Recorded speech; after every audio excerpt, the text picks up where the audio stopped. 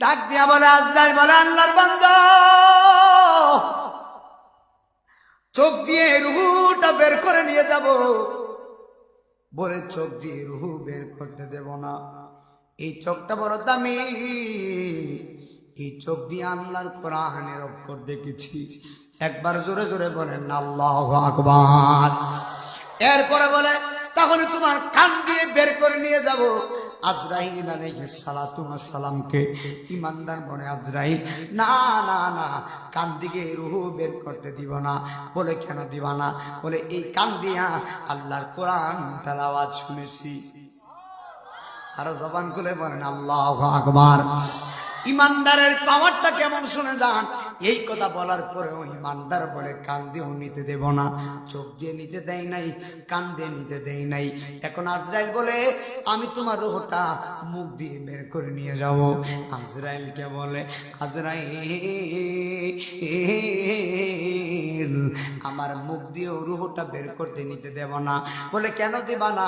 আজরাইল আলাইহিস সালামকে ঈমানদার বলে আজরাইল আমার এই জবানটা দিয়া আমি নবীজির দুরূদের কালাম পড়েছি। একবার জবান খুলে বলেন আল্লাহু আকবার। হায় রে আজরাইলের পাওয়ার কেমন! ঈমানদার বলে কি রে আজরাইল আমার চোখ দিয়েও নিতে দেব না, মুখ দিয়েও দিব না, কান দিয়েও দিব না।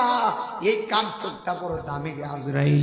এখন আজরাইল আল্লাহর বলে আল্লাহ এই গ্রামের এই আরারপার গ্রামের অষ্টগ্রামের পাগলা তো চোখ দিয়েও রূহ নিতে দেয় না, কান দিয়েও রূহ নিতে দেয় না। এখন আমি কি করব?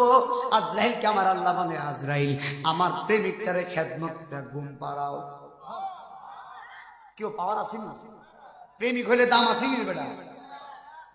ডাক দেখো আমার পাগলারে ঘুম পাড়াও।